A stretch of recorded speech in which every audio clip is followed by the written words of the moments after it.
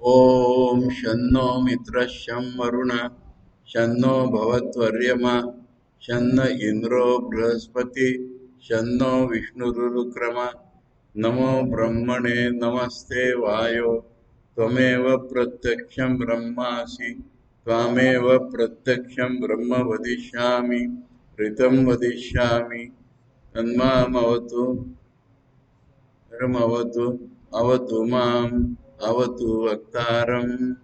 ओम शांति शांति शांति। तैत्तिरीयोपनिषद की शिक्षावली में last but one मैंने एक दृष्टि शांति में वो उसके बाद खाली शांति पाठ ही है। रोज एकादश अनुवाद हम लोगों ने पढ़ा और उसके संबंध में आचार्य ने जो भाष्य किया वो भी पढ़ा और प्रत्यक्ष शब्दों का भी भाष्य पढ़ने लगे थे। एक बार उस मंत्र को पढ़ करके हम लोग वहां से पकड़ गए। वेदम अनुचाचार्यो अंतेवासिनम अनुशास्त्री सत्यम वद धर्मम चर स्वाध्यायान् मा प्रमदः आचार्याय प्रियं धनमाहृत्य प्रजातन्तुं मा विवच्छेत्सि सत्यान्न प्रमदितव्यम् धर्मान्न प्रमदितव्यम् कुशलान्न प्रमदितव्यम् बुद्धेन प्रमदितव्यम् स्वाध्याय प्रवचनाभ्यां न प्रमदितव्यम् देवपितृकार्याभ्यां न प्रमदितव्यम् मातृदेवो भव पितृदेवो भव आचार्य देवो भव अतिथि देवो भव यानि अनवद्यानि कर्माणि तानि सेवितव्यानि नो इतराणि यानि अस्माकं सुचरितानि तानि त्वयोपास्यानि नो इतराणि एके च अस्मत् श्रेयांसो ब्राह्मणाः तेषां त्वया आसनेन प्रश्वसितव्यम् श्रद्धया देयम् अश्रद्धया अदेयम् श्रिया देयम् रिया देयम् धिया देयम् संविदा देयम् अथ यदि ते कर्मविचिकित्सा वा वृत्तविचिकित्सा वा स्यात् ये तत्र ब्राह्मणाः सम्मर्शिनः युक्ता अयुक्ता अलुक्षा धर्मकामा स्युः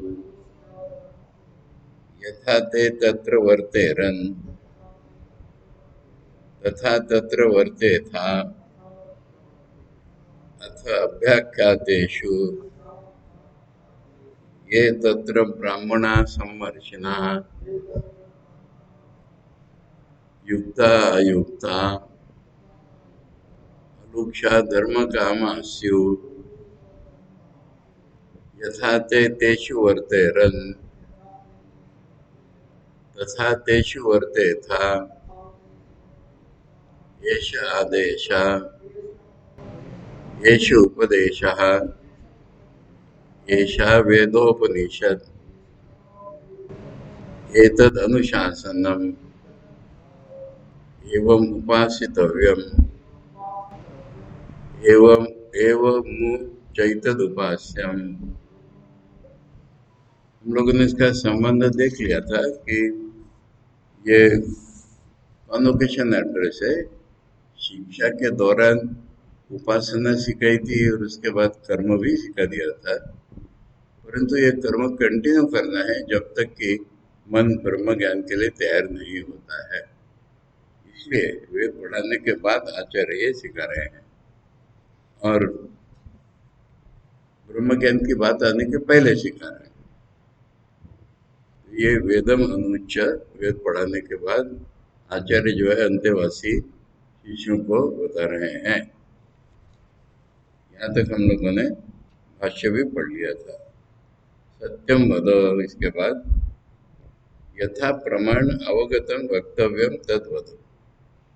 सत्य की परिभाषा कर रहे हैं, सत्य वचन की,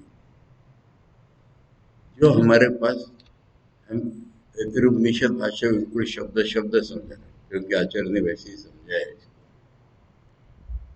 हमारे जानने के साधन जो है प्रमाण, ठीक है, हमारे जानने के साधनों के अनुसार हमको जो ज्ञान हुआ है, इतनी सुंदर व्याख्या है, वैसा बोलना है। हमारे जानने के साधनों के अनुसार हमको जो ज्ञान हुआ है, उसके अनुसार बोलना है। तद्वत तद्वत धर्मम चरो, ये तद्वत क्या लाया आचार्य ने, पिछले से जोड़ो उसको। हमारे हमारे जानने के साधनों से जैसे हमने जाना है, उसके अनुसार अच्छे कर्म। भूल से हमारी कोई गलती होती है, उसको नहीं आचार्य कुछ कह रहे। हमारे पास जानने के जो साधन है, उसके अनुसार हमने जो जाना है, तद्वत उसके जैसा आचरण करो। सत्य बोलो और सत्य आचरण, धार्मिक आचरण करो, उसके अनुसार जो धर्म, यानी हम अपनी समझ जो हमको गुरु ने दे दी अब तक, उस समझ के अनुसार ही काम करेंगे ना। इतना डिटेल किया आचार्य ने। हम धर्म का अर्थ समझा रहे हैं।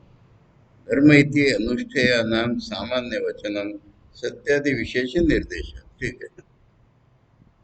धर्म माने करने की जो चीजें होते हैं, अनुष्ठेयानाम सामान्य वचन, अनुष्ठेय माने करने की जो चीजें होती है, उन सबको मिला करके वचन है धर्म, और सत्य उसमें से एक विशेष भाग है। सत्य पालन भी धर्म का एक भाग है, उसको अलग से बता दिया। बाकी जो आचरण की अच्छी चीजें हैं, उनको धर्म कहते हैं।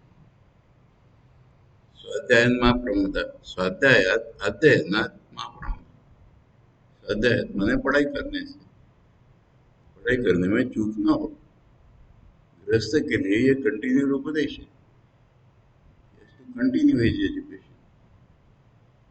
he has to keep himself alert। जो पढ़ के आया उसके बाद ज्ञान जिसे हम कहते हैं बाहर का, ये तो दुनिया में बढ़ता ही जा रहा है ना। He should keep himself updated। एक उदाहरण बताऊं ना, ये मेडिकल रिप्रेजेंटेटिव डॉक्टरों के पास आते हैं ना, वो लेक्चर देते हैं उससे, उनका इंटरेस्ट होता है उनकी कंपनी का वो जाहिरात कर, डॉक्टर लोग बहुत ख्याल से सुनते हैं। तो हमने एक डॉक्टर से पूछा, फिर आप तो पढ़ो, अरे इससे बहुत ताजा ताजा ज्ञान मिलता है, कि कंपनी जो रिसर्च किया हुआ हम और क्या पढ़ेंगे पुस्तकों में, इनसे तो मिलता है, हम तो सुनते ही नहीं। कीपिंग अपडेटेड इन नॉलेज, तो दुनिया कहाँ निकल जाएगी, तुम कहीं रह जाओ। हवाई जहाज का जोक मालूम है ना, पुराना हो गया। एक बाप अपने बेटे को साथ लेकर जा रहा है, रास्ते से जा रहा है, ऊपर से हवाई जहाज गया, तो बेटा बाप से कहता है कि ये क्या है, उनका बेटे हवाई जहाज है। बेटा जी उतना मुझे मालूम है, ये बोइंग 703 है ना बोइंग 733 है, ये पूछ रहा था। आजकल कंप्यूटर का नए नए बच्चों को बहुत ज्ञान होता है। खैर, इसमें सवाल है ज्ञान के लिए अपडेट रहना। आचार्याय, आचार्यायम ने आचार्य अर्थम, आचार्य के लिए, प्रियम, उनको जो प्रिय हो, इष्ट, प्रिय का अर्थ इष्ट, धनम आरित्य, धन ला करके, आनीय धत्व, आरित्य का अर्थ क्या है, ला करके देना। विद्या निष्क्रिय अर्थम, विद्या के क्या कहते हैं रीपेमेंट के लिए, विद्या विद्या निष्क्रिय, निष्क्रियार्थम, निष्क्रयार्थम, निष्क्रय माने हमने कोई चीज खरीदी, उसके पैसे देंगे, निष्क्रय के ने जितना लिया है उसके अमाउंट भेज दो, उसका पेमेंट ऑफ रीपेमेंट हमने उनसे लिए है उसके बदले में निष्क्रय में उसके बदले में जो दे आचार्य चानु अब ये आचार्य प्रियम धनो आरित्य प्रजातंतु व्यवच्छेद को आचार्य व्याख्या कर रहे हैं। प्रजातंतु मने एकदम कोई बेटा नहीं हो जाएगा। आचार्य ने अनुच्च अनुज्ञात अनुरूप अनुरूपान दारान आरित्य प्रजातंतु प्रजासंतानम व्यवच्छेद। आचार्य जो परमिशन दे देंगे कि अब तुम शादी करो, शादी कर सकते हो, तब अपने अनुरूप स्त्री को लो। धारा बहुवचन होता है, संस्कृत में उसका अर्थ बहुत सी पत्नियां नहीं होता है, धाराएं बहुवचन ही कहते हैं उन्हें, रिस्पेक्टफुल को। तो अपने गुरु के परमिशन के बाद अपने अनुरूप पत्नी को आरित्य मैंने ग्रहण करके फिर प्रजा आचार्य डिटेल बता दिया उनको, मैंने कि रास्ते पे जाके बेटा नहीं उत्पन्न करो। प्रजातंतु प्रजा संतानम कंटिन्यूटी माँ व्यवच्छेद से वो टूटना नहीं चाहिए। आचार्य उसका अर्थ समझा रहे हैं, प्रजा संततिर विच्छेद न करता, प्रजा की कंटिन्यूटी रहती है उसको तोड़ना नहीं है। उसका अर्थ आचार्य और समझा रहे हैं, अनुत्पत्ति माने अपने पुत्रे पुत्र काम्यादि कर्मणा तद उत्पत्तो यत्न कर्तव्य है अभिप्राय। अगर नहीं हो रहा है बेटा नॉर्मल कोर्स में तो पुत्र काम यज्ञ होता है, पुत्र काम आदि यज्ञों का अनुष्ठान करके बेटा होना चाहिए। बेटा नेचुरल कोर्स में अगर नहीं भी हो रहा है तो उत्पन्न करना ही है। दशरथ को नहीं हो रहा था ना, 350 शादी आती पर पुत्र नहीं हो रहा, तो वो पुत्र कामेष्टि यज्ञ कर रहे थे। पुत्र कामेष्टि यज्ञ के फलस्वरूप वो चरु मिला, उससे नौ मिला, ये कह रहे हैं। जब किसी का भाष्य करते फेथफुली करते हैं, तो कह रहे हैं कि अनुत्पद्य माने भी पुत्रे नहीं हो रहा बेटा तो भी पुत्र कामयाति कर्मणा तदुत्पत्तो यत्न करते हुए क्या अभिप्राय, उसके लिए कोशिश करना ही पुत्र कामेष्टि यज्ञ इत्यादि करके। अभी अर्थ क्यों किया इसको आचार्य समझा रहे हैं। प्रजा प्रजन प्रजाति त्रय निर्देश सामर्थ्य, मैंने अभी अगले शब्दों का भाष्य नहीं कर रहे और अगले शब्दों के जोर पर इसको कह रहे हैं, है ना। क्या है, प्रजातंतु मां व्यवच्छेद सी है और पीछे आया है ना, ये पिछले मंत्र में था ना, याद है।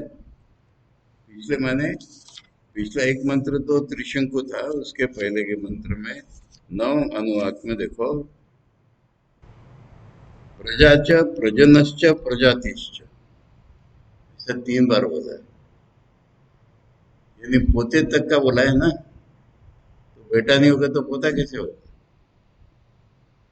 पहले 3 बार बोला है क्योंकि प्रजन बोल दिया है, मैंने नॉर्मल सेक्सुअल एक्टिविटी वो बोल दिया है। अब इसके बाद फिर कह रहे हैं कि प्रजातंतु मां व्यवच्छेद से, इसका यह अर्थ है कि उस तरह से बेटा नहीं हो रहा है तो यज्ञ करेंगे, अन्यथा प्रजनश्च इति एतदेकम आवश्यक, तो इतना ही बोलते थे पहले प्रजन था। प्रजन माने जिसके द्वारा बेटा उत्पन्न होता है, वो उतना ही नहीं बोल के जो ऐसा बोला है, इसका अर्थ है कि दूसरी कोशिश भी करनी चाहिए। सत्य न प्रमोदितव्य, प्रमाद न कर्तव्य। अब इसको आचार्य समझा रहे क्योंकि सत्य में तो पहले आ गया था, प्रमाद मत करो। सत्याच प्रमोदनम अमृत प्रसंग, सत्य से प्रमाद करना माने झूठ बोलने का प्रसंग आ जाता है। प्रमाद शब्द सामर्थ्य, प्रमाद शब्द से ये हमको समझ में आता है कि सत्य तो बोलेगा ही, पर झूठ बोलने का ऑकेजन हो जाता है। विस्मृत्यापि अनृतम न वक्तुम इति अर्थ, आप भूल करके भी झूठ मत बोलो, ये इसका अर्थ है। प्रमाद न करो का अर्थ ले रहा है कि झूठ बोलने का प्रसंग आएगा, बोलना नहीं है, सत्य बोलना। अन्यथा असत्य वदन प्रतिषेध एवं से, खाली असत्य मत बोलो इतना कह के छोड़ देते, पर असत्य का प्रसंग आने पर भी असत्य नहीं बोलो, ये प्रमाद नहीं करो का अर्थ होता है। धर्मान्न प्रमोदितव्य, धर्म शब्द से अनुष्ठेय विषयत्व, धर्म शब्द ये आचरण के बारे में आता है, कुछ करने के बारे में आता है धर्म शब्द। अनुष्ठान प्रमाद, नहीं करना उद्भवत, यही प्रमाद है। स न कर्तव्य अनुष्ठातव्य एव धर्म इत्या, धर्म का आचरण, धर्म की एक व्याख्या है ना, आचरणा धर्म इत्या, धर्म ये आचरण को ही कहते हैं। धर्म की एक व्याख्या, धर्म का अनेक व्याख्या, इसके अनुसार आचरणात धर्म इत्या, आचरण के कारण ही उसको धर्म कहा जाता है। और एक डेफिनेशन इसलिए मैंने कहा, धारणा धर्म तो है कॉमन। स्वामी जी ने प्रैक्टिकल ग्रंथ में यही अर्थ लिया है ना कि religion has to be practised, something to be practised is called religion. यहाँ पर आचार्य कहते हैं religion is that which we practise, सत्य is that which we speak, it is a part of the practice. अनुष्ठातव्य एवं धर्म इत्यावत, यानी धर्म का आचरण करना ही है। एवं कुशलात् आत्मरक्षा अर्थात कर्मणो प्रमोदितव्य, कुशलात् का अर्थ होता है अपने को बचाने के लिए किए हुए कर्म, इसमें भूल मत करो। भूति विभूति तस्य भूति भूत्यर्थात मंगल युक्तात् कर्मणो न प्रमोदितव्य, इसमें आचार्य ने एक बात जोड़ी है, मंगलार्थ। भूति माने मैंने बताया ना, वैषयिक उन्नति को भूति कहते हैं, उसके लिए गलत मार्ग से नहीं आना, मंगलात्, मंगल युक्तात्, जो ऑस्पिशियस हो। ठाकुर की व्याख्या से बहुत मिलता है ना, ठाकुर को पूछा ज्यादा कमाएंगे कि नहीं, बोले हाँ, गलत रीति से नहीं कमाना है। दुनिया में जिसको उन्नति कहते वो इसी तरह तो होती। स्वाध्याय प्रवचनाभ्याम न प्रमोदितव्यम, स्वाध्यायो अध्ययनम प्रवचनम अध्यापनम ताभ्याम न प्रमोदितव्यम। स्वाध्याय मैंने खुद पढ़ाई करना, प्रवचन मैंने पढ़ाना, उन दोनों में भूल नहीं होनी चाहिए। यही नियमेन कर्तव्य इति अर्थ, रेगुलरली उनको करना है। तथा देव पितृ कार्याभ्याम न प्रमोदितव्यम, देव पितृ कर्मणि कर्तव्य, देवताओं के लिए पितरों के लिए कर्म करना है। मातृदेवो भव, माता देवो यस्य स त्वं मातृदेवो भव, माता जिसके लिए देव है ऐसा तू हो। एवं पितृदेव आचार्य देवो भव, इसी तरह से पितृदेव आचार्य देव का अर्थ होगा देवतावत उपास्य एते, क्या अर्थ, देवताओं की जैसे हम उपासना करते हैं ऐसे ही माता पिता आचार्य की करना है। यहाँ पर क्या हो गया आचार्य का, अतिथि कैसा क्या भाषा में से तुम्हारे इसमें है, उसके बाद वो अनवध्यानि कर्मणि आ गया ना, अतिथि नहीं आया है, ये गीता प्रेस में गया। तो तुम्हारी पुस्तक है, हमारे इसमें मिशिंग है, यहाँ से देखो, माता देव से पकड़ो, यही कर दिया है।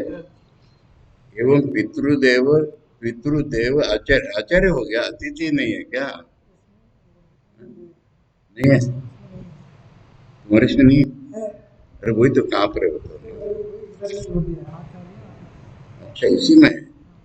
एवं पितृ, ओहो, उनका छोड़ो तो आचार्य या हो जाएगा ये। हाँ, ठीक। हाँ, वो ती आ गया ना, या ती।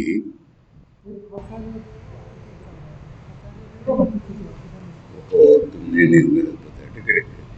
हाँ, हाँ। एवं पितृदेव आचार्य देवो अतिथि देवो भव। रुको रुको, फिर आएगा। नहीं, ठीक है। देवतावद उपास्य एव इति एते। तुम्हारे इसमें भी नहीं है ना? हाँ? हाँ, तो जोड़ लो। पहले तो माँ का ही रिकॉग्निशन, पहले तो माँ को ही रिकॉग्नाइज करो, फिर पिता के साथ संबंध आता है। तुम स्कूल में पढ़ने जाते हो तब आचार्य के साथ संबंध आता है, और घर पे आके शादी करके घर बसा देता हो अतिथि के साथ संबंध।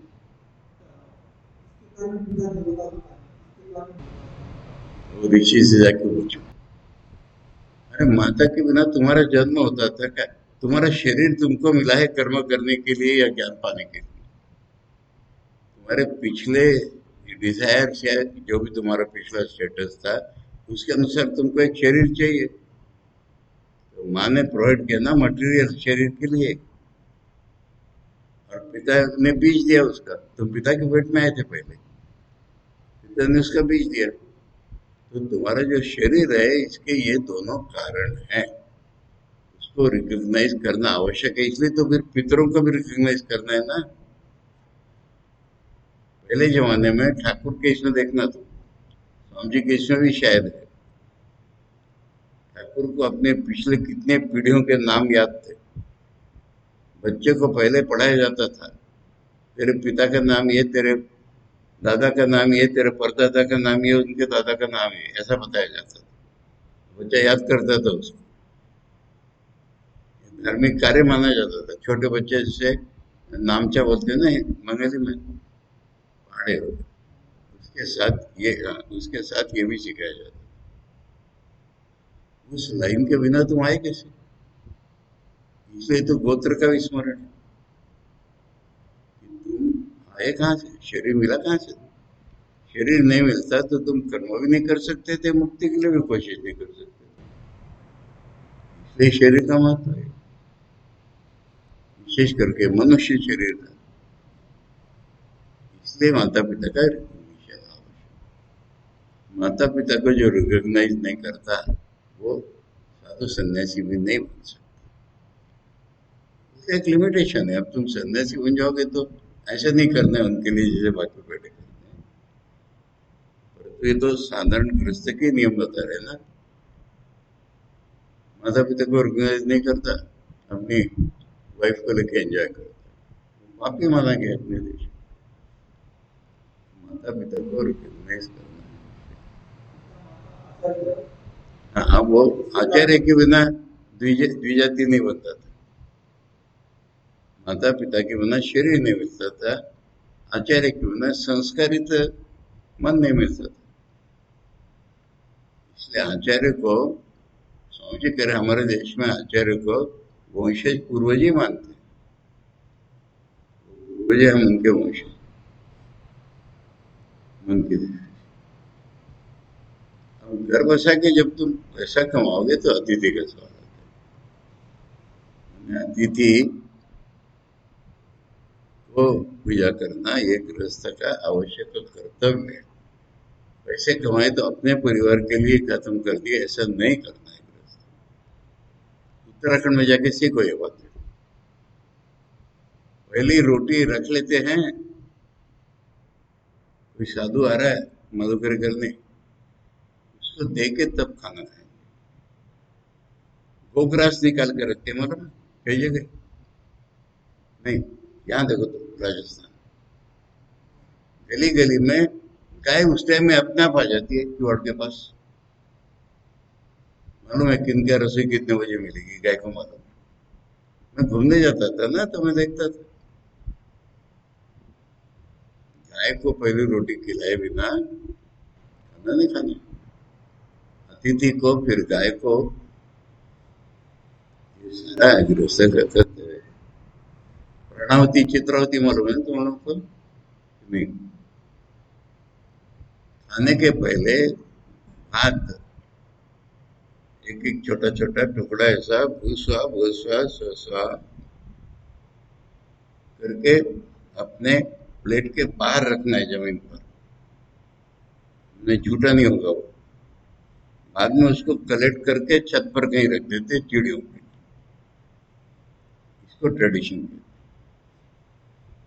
तुम जो खाना खा रहे हो समझे कहते हैं, समष्टि कर दिए बिना जो खाना खाता है उसको मैं ट्रेटर समझता हूँ। पशु पक्षी सबको रिकॉग्नाइज करना है, पंचयज्ञ है गृहस्थ के। 5 बार गौर मुंह में लेते हुए भी मंत्र पढ़ना है, प्राणाय स्वाहा अपानाय स्वाहा उदानाय स्वाहा समानाय ब्रह्मणे स्वाहा, भूस्वाहा भुवस्वाहा सुवस्वाहा गुरुभुवस्वाहा स्वाहा, ये 12। फिर प्राणाय स्वाहा अपानाय स्वाहा, फिर प्रस्तरणमसि स्वाहा। हाँ,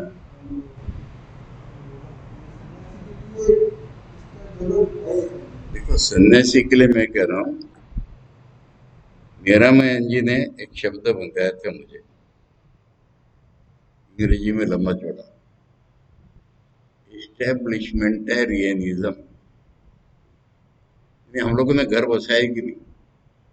सन्यासी हो तो कहाँ आश्रम में खा रहे हो, मधुकरी करके खाओ, ये सन्यासी का नियम है।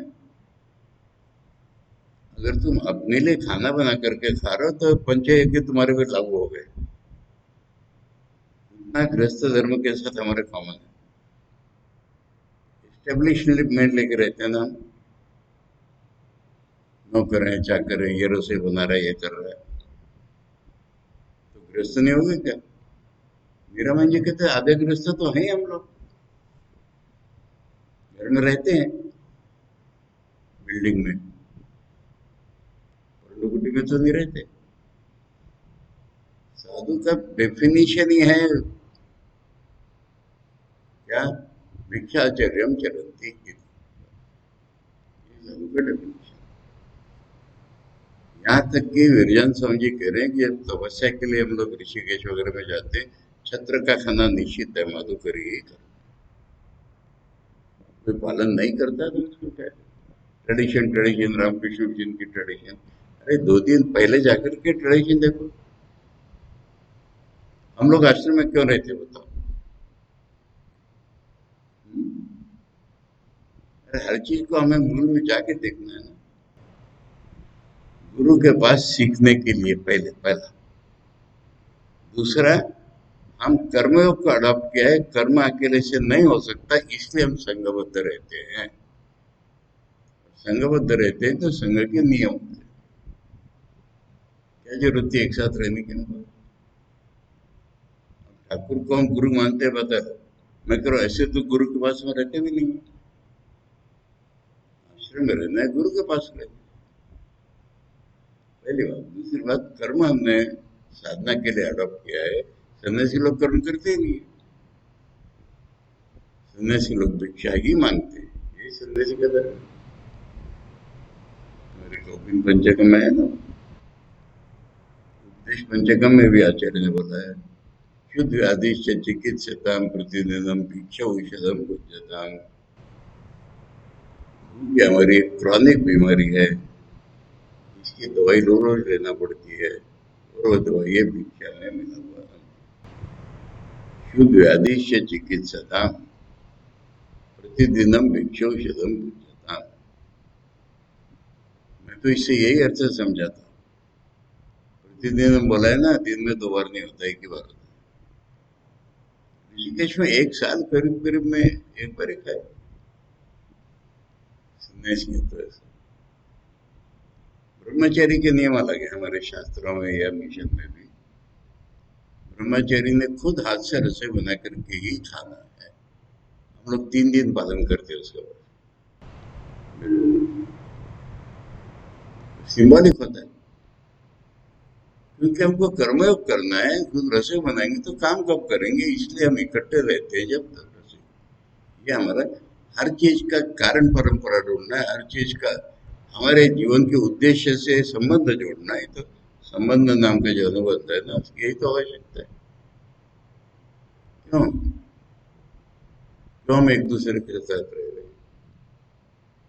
अगर हमको कर्म करना है, अपना अपना रसोई बना करके खाएंगे रोज, फिर कर्म कब करने जाएंगे? इसलिए हमने आपस में बांट लिया है कि तुम भाई रसोई बनाओ, हम बाजार करेंगे, हम सेवा करेंगे, हम पूजा करेंगे। अब इसको सुचारू रूप से चलाने के लिए एक मंत्र होता है, और नहीं तो मंत्र का कोई स्थान नहीं। एक ब्रह्मचारी को साधन स्वामी जी ने कहा, फलाने को तुम माँ से प्रणाम करा के वापस ले आना। उसने दूसरे किसी को दे दिया वो काम। अब उसने वो ले गया, और वो भक्त तो माँ का अंगूठा पकड़ करके माँ को बड़ी कष्ट होने लगा। तो साधन स्वामी जी ने पहले ब्रह्मचारी को डांटा,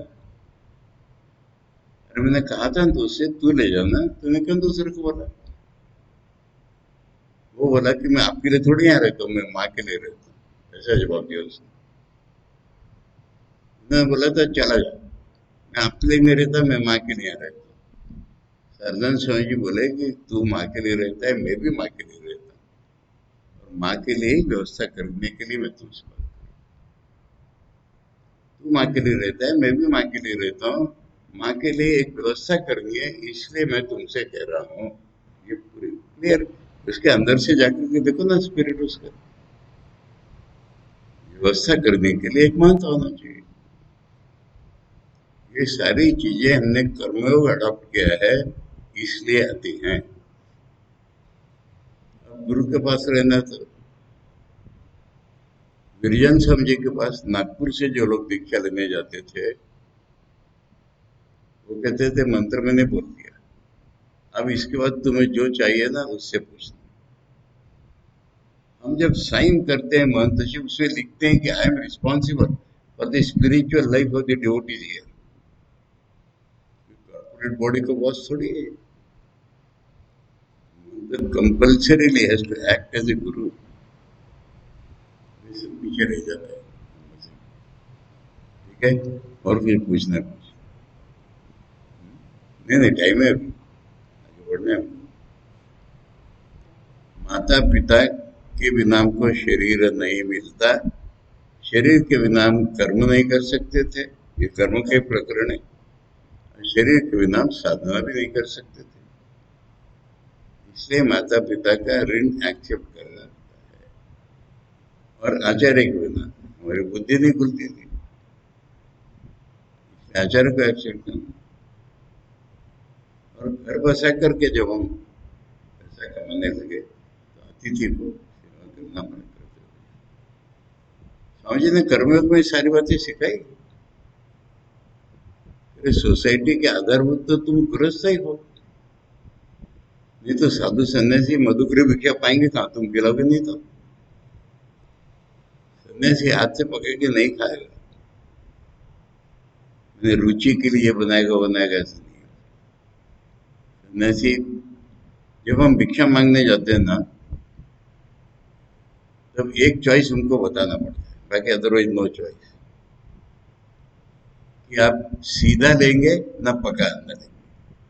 सीधा कहते हैं रॉ मटेरियल जिससे अन्न बनाया जाता है, उसको सीधा कहते हैं। मराठी में सीधा शब्द है, हाँ, सीधा बोलते हैं। तो वहां पर सन्यासी ने बोलना है कि हम पका हुआ है,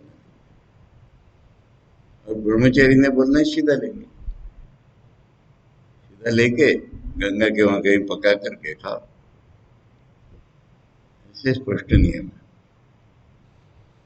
ये नियम।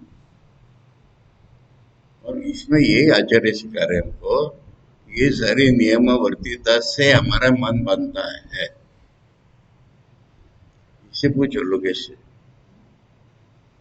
कृष्ण कमल महाराज के बारे में मैंने कुछ बोला तो कहता है वो ट्रेनिंग सेंटर्स में से पास नहीं हुए है ना, 2 बार ऐसा प्रोसेस हो गया। हाँ? इससे ज्यादा बताने लगूंगा तो मेरा बहुत पर्सनल हो जाएगा। उनको सुनने लायक ये चीज है, इसलिए मैं बोल रहा हूँ। क्योंकि देखो ये रिप्रेजेंटेटिव होता है, एक अरुण ने पूछा तो और 10-12 अरुण नहीं होंगे, ये रिकॉर्ड भी होगा। एक कहानी सुना था, एक गुजराती दंपति थे, गुजराती इंसिडेंटली हो गया नागपुर में। उनके 2 बेटे थे, बड़ा बहुत तेज था बुद्धि में, छोटा थोड़ा कम था। अब ये दोनों पति पत्नी और दोनों बेटे आए हुए, और हमारे महाराज से माँ बाप दोनों बेटों की खूब तारीफ कर रहे हैं। मैं पास में खड़ा हूँ, वो लोग चले गए। महाराज कहते कि देखो बेटे की इतनी तारीफ तो कर रहे हैं, पर ये बेटा जो बड़ा होगा ना, पक्षी के समान उड़ जाएगा, माता पिता की कदर नहीं रखेगा। क्योंकि वैल्यू खाली पैसा।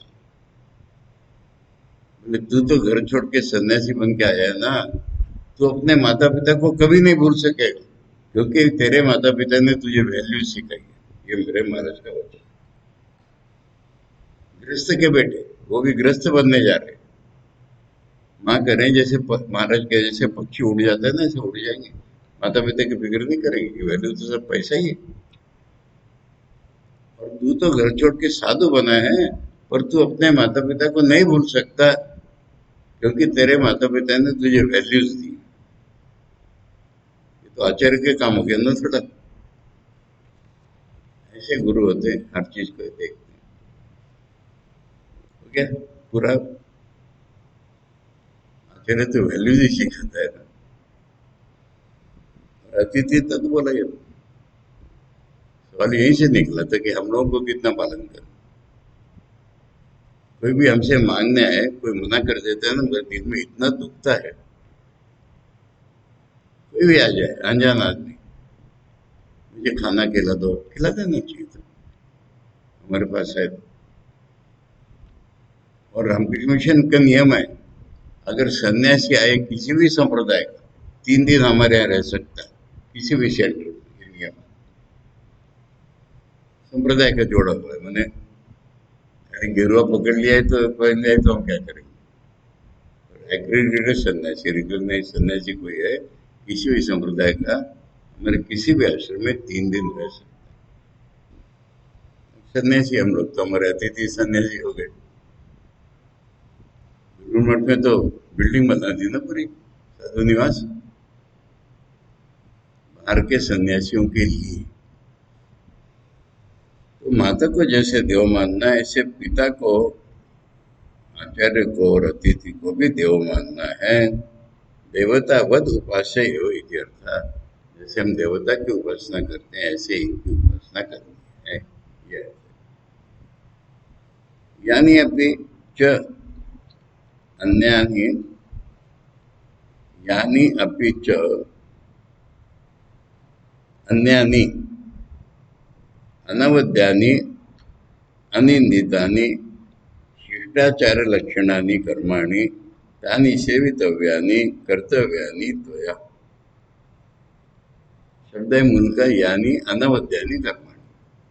आचार्य समझा रहे हैं कि अन्य, अन्य माने माता पिता आचार्य अतिथि की उपासना तो हो गई, इसको छोड़ करके और जो कर्म है, अनवद्यति मैंने अनिंदिता, जिसके लोग निंदा नहीं करते, अर्थात शिष्टाचार लक्षण। अच्छा, शिष्टाचार क्या कहते हैं? शिष्ट किसको कहते हैं? जिसको सिखाया गया है, शिक्षित व्यक्ति। हिंदी में हम शिक्षित कहते हैं, संस्कृत में शिष्ट शब्द।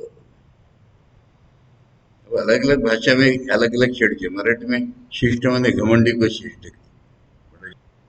शिष्ट माने एजुकेटेड, शिष्ट आचार, जो अच्छी तरह से सीखा हुआ उसका आचरण।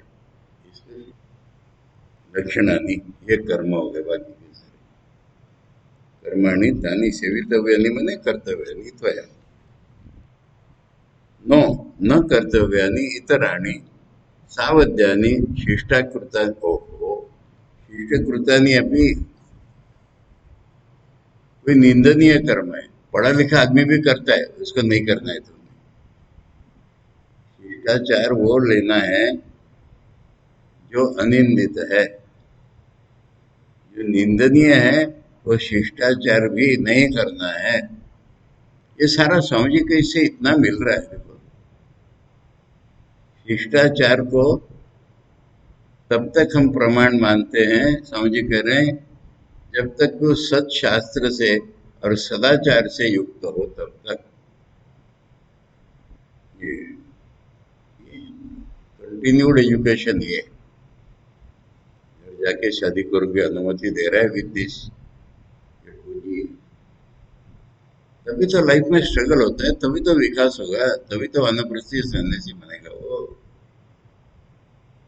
यानी अस्माकम आचार्याणाम सच, अस्माकम माने आचार्य लोगों की, प्लूरल है ना, तो जो दो चार पढ़ाने वाले होंगे। सुचरितानि शोभन चरितानि अम्नाय आदि अविरुद्धानि। शोभन चरितानि माने वेद इत्यादि के विरुद्ध नहीं है हमारे आचरण जो। तानि एव त्वया उपास्यानि अदृष्टार्थानि अनुष्ठेयानि। अदृष्टार्थानि माने पुण्य करके पुण्य फल पाने की इच्छा से। हमारे जो शुभ कार्य है, वैदिक कार्य है, वही लोग नियमेन कर्तव्य नीति यावत उसको रेगुलरली करो। नो इतराणि विपरीतानि आचार्य कृतानि अपि। आचार्य ने किए भी हो पर वो वेद शास्त्र के अनुसार न हो तो फिर मत करो। ठीक है, कर पड़ेगा विदिता।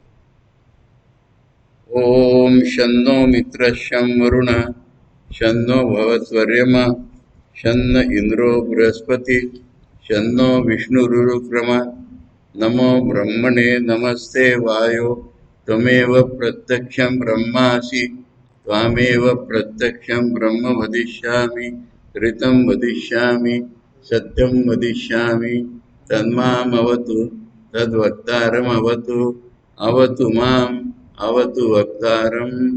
ओम शांति शांति शांति। हरि ओम तत्सत्। श्री रामकृष्णार्पणमस्तु।